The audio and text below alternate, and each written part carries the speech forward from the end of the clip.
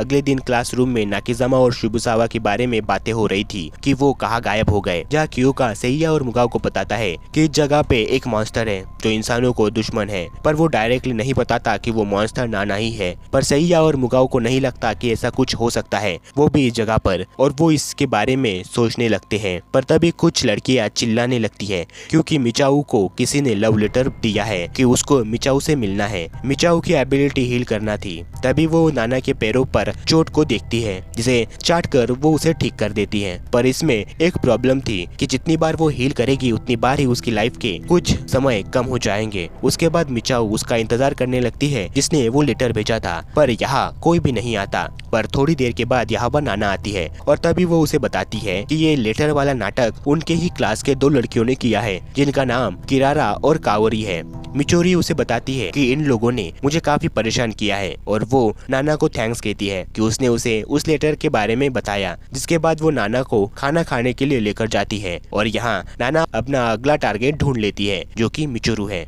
उसी रात में नाना अपने रूम में होती है जहाँ वो सोच रही थी कि क्या उसको मिचाऊ को मारना चाहिए या नहीं। वो तो बस घाव को हील कर सकती है और उसने उसके भी घाव को ठीक किया था, पर इस बार उसे सावधानी से सब कुछ करना पड़ेगा क्योंकि क्योका का उस पर शक आ गया है। वो सोचती है कि उसे मिचाऊ के रूम में जाना चाहिए, पर जब वो अपना दरवाजा खोलती है तो उसे अपने दरवाजे के सामने क्योका बैठा नजर आता है। वो उसे पूछती है कि वो लड़कियों के हॉस्टल में क्या कर रहा है, पर क्योका ने पहले ही अपना जवाब सोच लिया था कि वो कहता है कि अभी यहाँ काफी ज्यादा खतरा है, तो मैंने सोचा कि मैं तुम्हारी यहाँ बैठकर रक्षा करूंगा। नाना समझ जाती है कि वो यहाँ से नहीं जाने वाला, तो वो दरवाजा बंद करते हुए म्यूजिक की आवाज बढ़ा देती है और खिड़की से कूदकर मिचोरू के रूम की तरफ बढ़ चलती है। पर कुछ समय बाद क्योका को पता चल जाता है कि नाना ने उसे उल्लू बनाया है और वो मिचाऊ के रूम में आ गई थी, तो वो भी उसके रूम में चला जाता है जहाँ वो देखता है कि मिचाऊ नाना के शरीर को चाट रही थी जहाँ चोट आई थी। क्योका को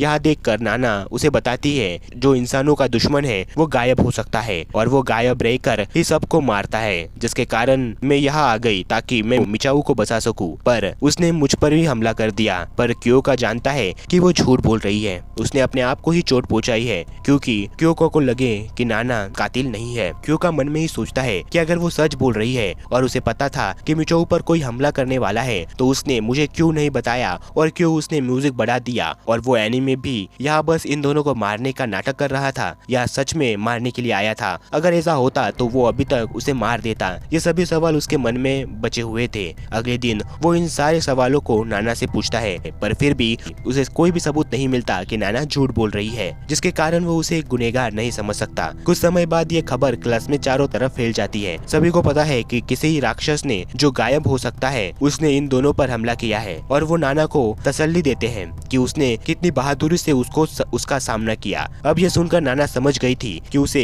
अब इन्हें अपने साइड में लेना होगा, तो वो उनके सामने रोते हुए कहती है कि वो इंसानियत का दुश्मन इसी आइलैंड पर है और उसने ही नाकिजामा को मारा है, पर हमें अपने आप को बचाना होगा। अब ये सुनकर सभी लोग जोश में आ जाते हैं। मिचाऊ तभी सबसे कहती है कि उन्हें नाना को इस क्लास का प्रेसिडेंट बनाना चाहिए क्योंकि उसने ही उसकी जान बचाई थी। ये सुनकर सभी लोग नाना को प्रेसिडेंट बनाने के लिए मान जाते हैं। अब नाना को वो मिल गया था जो उसे चाहिए था। अब वो आराम से अपना काम कर सकती है इन लोगों को साफ करने का। अब नाना अपने प्रेसिडेंट बनने का फायदा उठाती है और मिचोरू को स्टूडेंट की फाइल लाने के लिए कहती है जहाँ सारे स्टूडेंट की इंफॉर्मेशन थी कि उनके पास कौन सी पावर है। मिचोरू भी उसकी बात मानती है।